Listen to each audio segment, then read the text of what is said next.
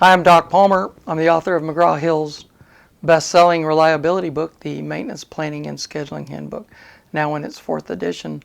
Planning and scheduling is a competitive edge. It's a major part of maintenance strategy.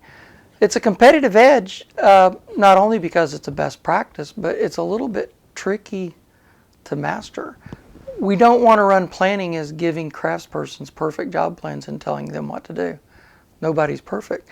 Instead, we want to run a Deming cycle, trusting professional craftspersons not to blindly follow a job plan and give feedback so their job plan can be better and better over the years as kept by the planner.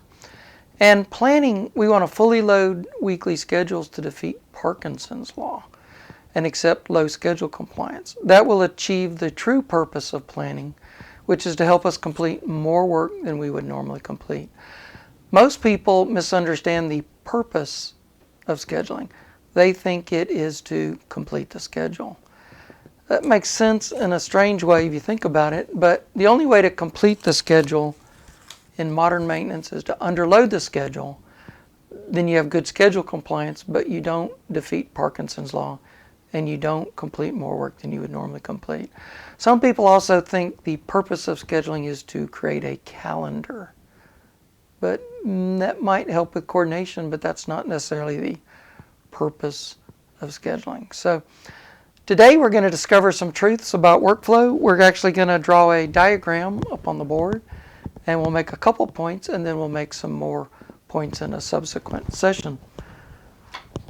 So to begin with, we have somebody write a new work request. I'll just use a status, which I'm used to. It could be different status based on your computer system of waiting for approval. Now, some people call a new work order that's unapproved a work request, and they actually have a different system in their CMMS for that. So don't get tangled up in that. If you know me, we're more dealing with philosophy, but somebody writes a new work request, whether it's a work request or an unapproved work order. It generally goes to their supervisor. Then it comes to a morning meeting and or gatekeeper.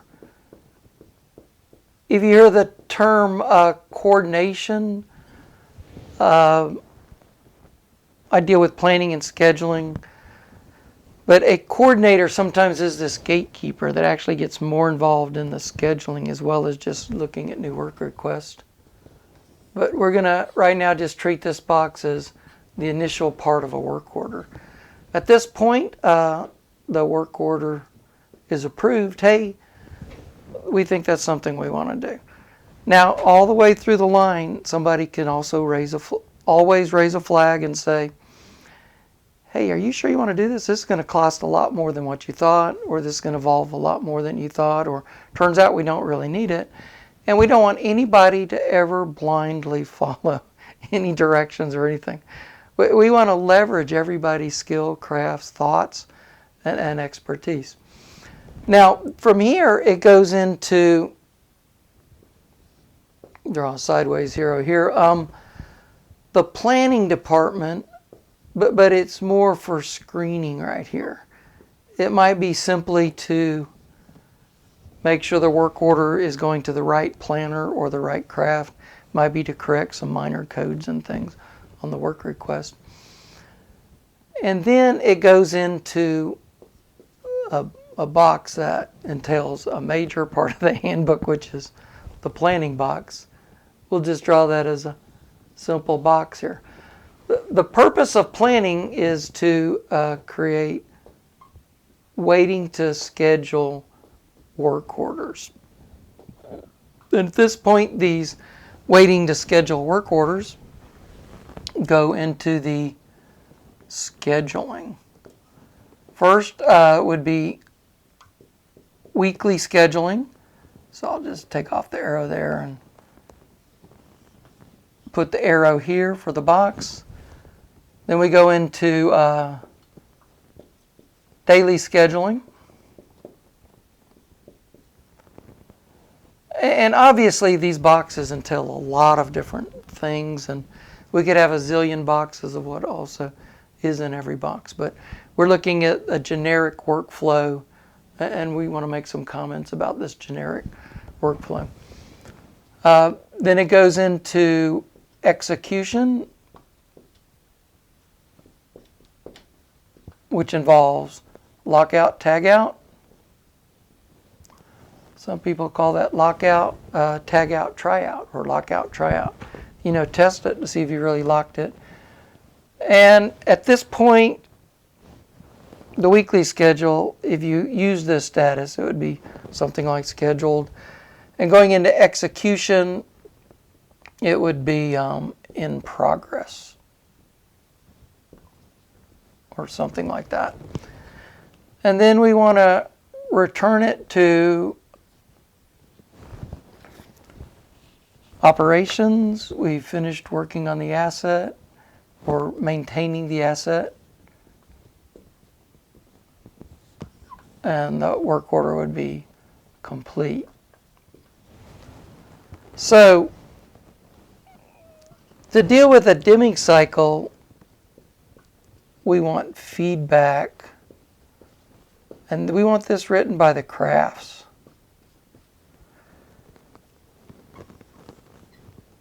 We want their supervisor involved to see what's going on also, but to help encourage that feedback.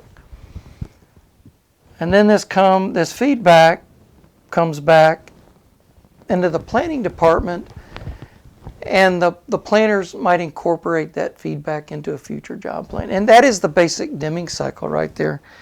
We don't ever want to see a straight line where we plan, schedule, execute, we're finished, and we're done. No, we're not done. The work's not done until the paperwork's finished. But we want that feedback coming to make better job plans. That's what planning's all about. Now, it may stay complete through this cycle, but in your computer system, you might have it auto close, say after 90 days, and that would let miscellaneous charges and stuff go into place. Or if somebody catches something, hey, I tested it, it didn't work, still need to work on it, the work order hadn't automatically closed or not. Some comments here to make would be your PMs, most of those should already come out waiting to schedule.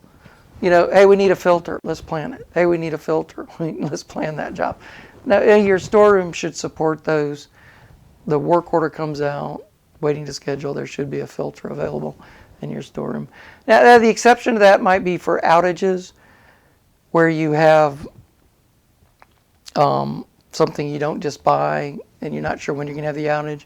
But when you start planning the outage, this work order comes out and the planner goes and gets the purchase order. So the planners has a kind of a relationship back and forth with this for parts.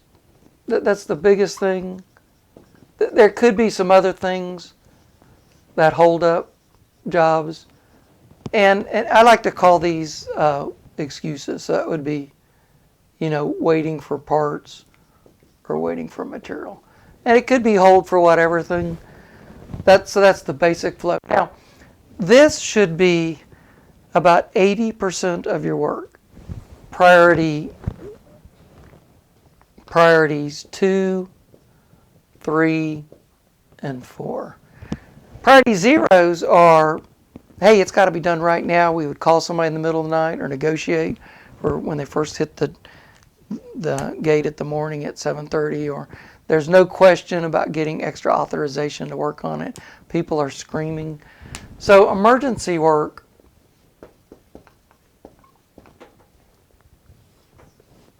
priority 0, which is now, these go straight into execution, lockout, tagout. The tricky thing is the priority 1 work. So priority 1 work, What we want to do is check, and this would be a planner's job, check with the supervisor of that craft. So the morning meeting, some of those work will be priority 1. Hey, this doesn't have to be done today, but it can't wait till next week. Most people let that work just bypass planning, but the combined zeros and ones should be about 20% of your work. The 2s, 3s, and 4s being about 80% of your work. And I'm not the ultimate numbers person, but if 3% of your work, again, that's what I hear in industry, is emergency, that would leave, and I don't hear people talk about this number, but I do hear the 3% and the 80%. That would leave 17% of your work is priority 1. We don't want to let just that much work just bypass planning. They say, well, if it's broken, the horse is out of the barn, you just get the horse back in the barn. Well, no, these are not, has to be done right now. It shouldn't wait till next week. Most people that bypass planning, we don't want to make a supervisor wait on us. I agree with that. But what we should do on these ones here in this box is check with a supervisor, and they may say, hey, I'm not going to do it today. Well, in that case,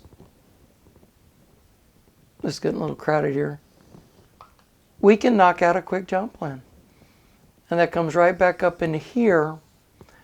And then if the supervisor wants to, they can put it in the next day's schedule because they've got a job plan.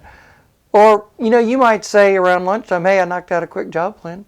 They might want to go ahead and work on the job.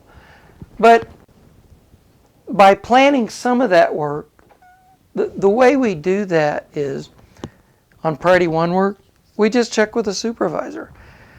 Hey, this is Doc. I see a priority 1 on this pump. Are you going to work on that today?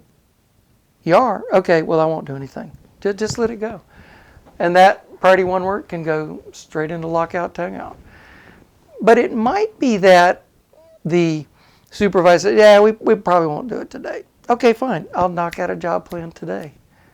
Why can you knock out a job plan in one day? Well, look, it's a priority 1. Jump to work on it. And you don't have to be perfect. Remember, in the past we've talked about we want the jobs as perfect as possible, detailed as possible, subject to constraint. You have to plan all the work. But there might be an existing plan you've been developing over the last 20 years, and it's better and better and better and better.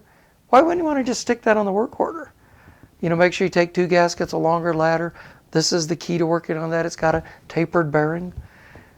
Why would you want to reinvent the wheel?